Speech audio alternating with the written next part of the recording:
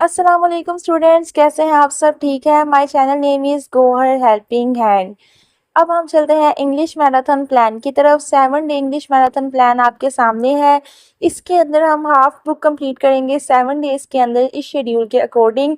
हर day की video upload हो चुकी है, चैनल के ऊपर जाकर देख लें। ऐसे MCQs, translation paragraph, question answer और समरी हम करवा चुके हैं ऑलरेडी अपने चैनल गोहर हेल्पिंग हैंड पर। आज है डे 6। हम करेंगे direct indirect English grammar and composition से, जो कि आपके 5 मार्क्स के आते हैं पेपर में।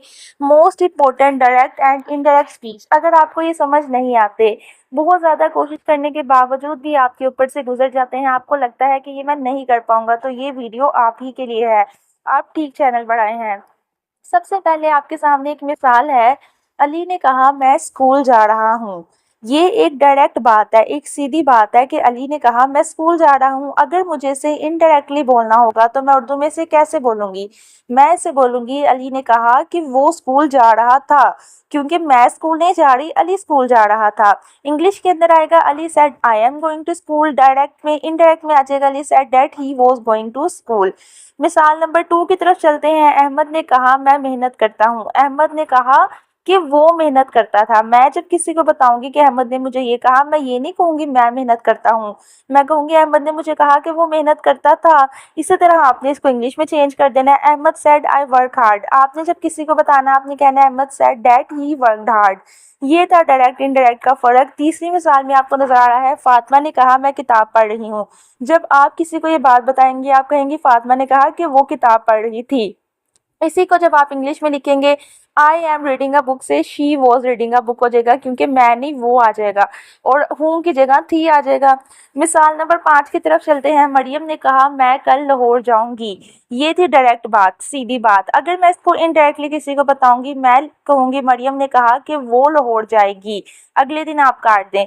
तो अगर हम इसको इंग्लिश में बोलेंगे इस तरह ही, I will go to Lahore tomorrow और she will go to Lahore tomorrow हो जाएगा। अब चलते हैं मिसाल नंबर 4 की तरफ। उस्ताद ने कहा कि वक्त की पाबंदी करो। और इनडायरेक्टली अगर इसी बात को कोई बोलेगा, किसी को बताएगा कि मेरे उस्ताद ने कहा, तो वो कहेगा उस्ताद ने हमें कहा कि वक्त की पाबंदी करें। क्योंकि वो हमें कह रहे हैं तो हम तो करें बोलेंगे ना, जबकि उस्ताद ने करो बोला। सिर्फ यही फ़र्क है डायरेक्ट इनडायरेक्ट स्पीच का। अब चलते हैं इंग्लिश में। सबसे पहले डायरेक्ट स्पीच की आप डेफिनेशन पढ़ लें क्या होती है। वो वर्ड जो कि स्पीकर ने कहे हों, कहने वाले ने कहे हों, उनको इन्वर्टेड कॉमास में लिखा जाता है। जब बताने वाला बता रहा हो ना कि ये काम मैंने किया है, तो उसको हम कोमा में लिखते हैं। जैसे Ali said I am happy. Ali ने बताया कि मैं खुश हूँ। ये अली खुद कह रहा है तो वो खुद को मैं कह रहा है। अगर मैं किसी और को बताऊंगी कि अली ने कहा मैं वो अली खुश था, तो मैं नहीं लिखूंगी, मैं लिखूंगी वो खुश था। तो मैं इसको चेंज करके लिख दूंगी अली सेड डैट। डैट लगा देना आपने। ये पहला रूल है कि पहले आपके पास अली सेड, आपने लगा दिया डैट, और आई की जगह आपने लगा दिया ही।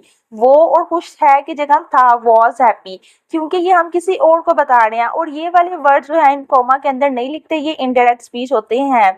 अब चलते हैं चेंज ऑफ प्रोनाउन की तरफ। आपने बच्चों सबसे पहला रूल ना अपना डायरेक्ट इनडायरेक्ट करते वक्त नोट्स बनाने हैं, उसके अंदर ये लिख लें जहाँ जहाँ आपके पास आई लिखा होगा ना डायरेक्ट स्पीच के अंदर, सवाल के अंदर, आपने जवाब के अंदर आई काट के ही या शी लिख देना। अगर लड़का है तो ही, लड़की है तो शी। जहाँ जहाँ आपके पास वी लिखा होगा, हम अपने इसको काट कर दे लिख देना है। दे मतलब कि वो लोग। हम अपनी बात करेंगे तो हम कहेंगे, किसी और की बात कहेंगे तो वो लोग कहेंगे। अब जिस भी क्वेश्चन के अंदर आपके पास यू लिखा होगा, आपने आंसर के अंदर यू को काट देना और उसके जगह लिख देना है ही। अगर लड़का होगा वो अहमद होगा, शी अगर वो फातिमा होगी, और अगर वो अहमद एंड अली, अहमद एंड असलम दो लोग होंगे तो आपने यू को काट कर दे लिख देना है। रूल आपको समझ आ रहा होगा। अगर आपके पास क्वेश्चन के अंदर डायरेक्ट स्पीच वाले सारे क्वेश्चन है, इनडायरेक्ट स्पीच वाले सारे आंसर हैं, जहां जहां पेपर में आपके पास माई लिखा हुआ आएगा, अगर वो लड़का है आपने माई को काट के हिज लिख देना है। अगर वो लड़की है फातिमा, आपने माई को काट के हर लिख देना है। जहां जहां आपके पास ओवर लिखा होगा, ये हमारी चीज है, हम कहेंगे इनडायरेक्टली बताते हैं वो कह रहे थे ये उनकी चीज है, तो ओवर को काट के आपने लिख देना है देयर। जहाँ जहाँ आपके पास क्वेश्चन के अंदर मी लिखा होगा मैं, तो अगर वो लड़का है तो आपने हिम लिखना है, अगर वो लड़की है तो आपने हर लिखना है। जहाँ जहाँ आपके पास अस लिखा होगा वहाँ आपने देम लिखना है, और जहाँ जहाँ योर होगा अगर वो लड़का है हिज, लड़की है हर, और अगर ज्यादा लोग हैं मिक्स है लड़के लड़कियां हैं ज्यादा लोग तो आपने लिखना है देयर। ये क्वेश्चन के आंसर हैं, ये अगर आपने याद कर लिया ना टेबल, आपके हर क्वेश्चन का आंसर ऐसे ही सॉल्व हो जाएगा। बस आपने आई को काट के ही तो लिखना है, वी को काट के दे ही तो लिखना है। तो इसका स्क्रीनशॉट ले अपनी कॉपी के ऊपर नोट्स बनाए। ये था पहला हिस्सा। अब दूसरा हिस्सा है change of time and place words. अब जहां जहां टाइम ये होगा ना आपने उसको काट के ये वाला टाइम लिखना है आंसर की जगह पे, यानी क्वेश्चन यानी डेट के अंदर जो है वो होगा टुडे, यानी कि वो बात कर रहे हैं आज, लेकिन जब आपने आंसर लिखना है आपने टू डेट को काट कर डेट डे लिख देना है, यानी आज की जगह उस दिन। आप तो यही बताएंगे ना वो कह रहा था मैंने उस दिन ये काम किया, जबकि जब आपको शख्स ने बताया आप कहेंगे वो मैंने उस दिन ये काम किया। ये यही होता है कि हम किसी को बताते हैं मैंने ये काम किया और वो जाके आगे कहता है कि वो कह रहा था उसने ये काम किया। तो टू डे की जगह डेट डे आपने हमेशा लिखना है, टू मोड़ो की जगह लिखना है नेक्स्ट डे, येस्टरडे की जगह लिखना है प्रीवियस डे यानी गुजरा हुआ दिन, नाउ की जगह देन, अब की जगह तब लिख देना है, अगो की जगह बिफोर, पहले की जगह बहुत पहले आ जाएगा, हेयर की जगह देयर, दिस की जगह डैट और दीस की जगह दोज। ये सारे जो इस साइड वाले हैं ना डायरेक्ट वाले ब्लू लाइन वाले ये क्वेश्चंस हैं, और ये जो पिंक लाइन वाले हैं इनडायरेक्ट वाले ये आंसर्स हैं। आपने क्वेश्चंस बार बार रिपीट करने हैं, अपने घर वालों को कहें आपसे सुने, अपने स्कूल वाले टीचर को कहें आपसे सुने, क्लास फेलो से बोलें कि वो आपसे सुने। 5 से 10 मिनट लगाएं इन क्वेश्चंस के आंसर्स याद कर लें। जब भी आपसे डायरेक्ट स्पीच में टीचर सवाल में कुछ भी सेंटेंस बोले, उसने उसमें टू डे बोला आपने टू डे हटा कर लिख देना है डेट डे, उसने उसमें बोला टुमारो आपने हटा के लिख देना है नेक्स्ट डे। ये मैंने आपके लिए बहुत सिंपल और ईजी कर दिया है, सिर्फ और सिर्फ 3 टेबल आपको बना के दिए हैं। एक टेबल आ गया टाइम का, एक टेबल आ गया टेंस का, एक टेबल आ गया प्रोनाउन का। 3 टेबल प्रोनाउन टाइम और टेंस। प्रोनाउन का टेबल आपको करवा दिया गया, टाइम का टेबल आपके सामने है, टेंस का टेबल आपको करवा दूंगी। अगर आप ये 3 टेबल इसमें डायरेक्ट वाले क्वेश्चन है इनडायरेक्ट वाले आंसर है वो याद कर लें तो कोई भी पेपर के अंदर सेंटेंस आ जाए, बस आपने उन लफ्जों को काट के आंसर वाली लफ्ज तो लिखने हैं, बाकी सेंटेंस तो वैसे का वैसे ही रहना है। तो आपके लिए गूगल हेल्पिंग हैंड ने बहुत ज़्यादा आसानी कर दिया, बात को समझें और इसको इस तरह से तैयार करें। अब चलते हैं चेंज ऑफ टेंस की तरफ। ये बस ऐसे ही टेबल है, इसको आप याद कर लें। अगर आप समझने की कोशिश करें तो अभी आपको समझ नहीं आएगा क्योंकि आपको इतने टेंसेस नहीं आते। बस आप आखिरी वाले वर्ड याद कर लें। विल शैल की जगह आंसर लिखना है आपने वुड, कैन और मे की जगह कुड और माइट, मस्ट की जगह हैड, टू और हैज़ और हैव की जगह हैड। ऊपर वाला हिस्सा सारा कट कर दें, वो जो बहुत ज़्यादा आप आगे क्लास में जाएंगे तब बताऊंगी। अब मैंने आपको ये रूल्स बता दिए हैं। पहला रूल ये है कि आपने जो सवाल के अंदर इन्वर्टेड कोमास होंगे ना उनको हटा देना है, रिमूव इन्वर्टेड कोमास, आंसर में कोमा नहीं लगाने। दूसरा प्रोनाउन चेंज कर देना है, पहले टेबल वाले आंसर लिख देना है। दूसरा टेंस चेंज कर देना है। तीसरा टाइम और प्लेस चेंज कर देने हैं। और चौथी और लास्ट थिंग आपके लिए है कि आपने रिपोर्टिंग वर्ड यूज़ करने हैं, यानी कि कभी सेड की जगह टोल्ड, कभी सेड कहना है, कभी टोल्ड, कभी आस्क्ड, कभी रिप्लाइड। अगर कोई सवाल पूछ रहा है तो आपने लिख देना है आस्क्ड, अगर कोई जवाब दे रहा है आपने लिख देना है रिप्लाइड, अगर कोई बता रहा है आपने लिख देना है टोल्ड, और अगर कोई कह रहा है तो आपने लिख देना है सेड। ये 4 लफ्ज आपने याद रखने हैं, कहाँ सेड आना है, कहाँ टोल्ड, कहाँ आस्क्ड और कहाँ रिप्लाइड।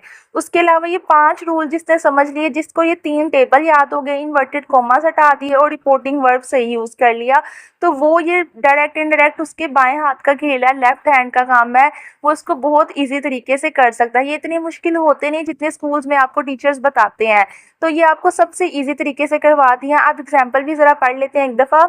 जैसे कि लिखा हुआ है आप सेंटेंस में देख सकते हैं, Ahmed said I am reading a book. आपने रिपोर्टिंग वर्ब सेड की जगह सेड ही लिख दिया। जो प्रोनाउन का टेबल आपने उतारा है ना कॉपी पे, वहाँ देखें आई की जगह आपने लिखना है ही, डैट आपने खुद डालना है, कोमा हटा के उसकी जगह लिख देना है डैट, आई की जगह लिखना है ही और एम की जगह वॉज, बाकी सारा सेंटेंस वैसे ही रहने देना, he was reading a book.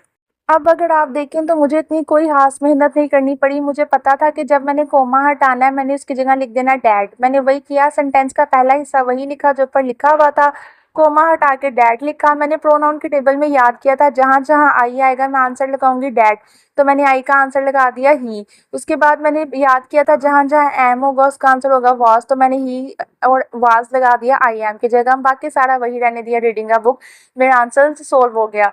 2 की तरफ चलते हैं। Example number, she said I have finished my work. She said ऐसे रहेगा, कोमा हटा के डैट लगा देंगे। आई की जगह अगर लड़की हो तो क्या लगाना है, शी। लड़का ऊपर था अहमद तो हमने ही लगा दिया, यहाँ लड़की है तो शी लगा दिया। हैव की जगह आपने लगाना है हमेशा हैड फिनिश्ड माई वर्क ऐसे कैसे, और माई की जगह हर। हमने ये भी टेबल के अंदर याद किया था और सेंटेंस कंप्लीट हो गया। थर्ड सेंटेंस की तरफ आते हैं। The teacher said the earth is round. आपने क्या किया, the teacher said that, comma हटा के डैट लिख दिया। द अर्थ इज राउंड वैसे का वैसे रहने दिया, क्योंकि ये किसी इंसान की बात नहीं कर रही, ये चीज़ की बात हो रही है, ऑब्जेक्ट की, तो उसके अंदर आप कोई चेंज नहीं करते, आप इसको ऐसे का ऐसे ही लिखते हैं। अगर किसी चीज़ के बारे में बात हो रही हो, सिर्फ कोमा हटा के डैट लगाते हैं। ये भी उन्होंने आपको बता दिया कि ये एक सही बात है, नो चेंज इन टेंस। अगर किसी चीज़ के बारे में बात हो रही है, टेंस के अंदर चेंज नहीं करते। लास्ट आपका, he said tomorrow I will go to school. He said that, tomorrow की जगह मैंने आपको पिछले टेबल में याद करवाया है, जहाँ जहाँ टुमारो आएगा ये चेंज ऑफ टाइम प्लेस है। टाइम है ना टुमारो, अगला दिन, तो आपने इसकी जगह याद किया, उसका आंसर क्या है, द नेक्स्ट डे। आई की जगह अगर लड़का है तो आपने क्या लगाना था, ही। विल की जगह आपको याद करवाया है पीछे वाले टेबल के अंदर, वुड, तो विल की जगह आपने लगा दिया वुड। गो टू स्कूल की जगह आपने लिख दिया गो टू स्कूल। तो देखें ये चारों टेंस कितने आसान हो गए हैं मेरे। अगर कोई भी स्टूडेंट है ना, उसने पीछे वाले 3 टेबल समझ लिए हैं, उसने ये देख लिया कि कोमा हटा के डैट लगाना है, तो उसको ये बहुत आसानी से समझ आ गया और ये सोल्व भी हो गए हैं। गोहर हेल्पिंग हैंड को थैंक यू बोलें कि आपके लिए इतनी मेहनत करके इनको इतना ईजी कर दिया गया। अगर आपको फिर भी समझ नहीं है, आप कमेंट करें, मैं आपको पेपर एंड पेंसिल से हाथ से समझा दूंगी एक और वीडियो बना के। लास्ट पे आप सबसे एक रिक्वेस्ट, मेरे चैनल को सब्सक्राइब कीजिएगा गोहर हेल्पिंग हैंड को, और अपनी इंग्लिश की सारी प्रिपरेशन इसी चैनल से कीजिएगा। खुदा हाफिज़।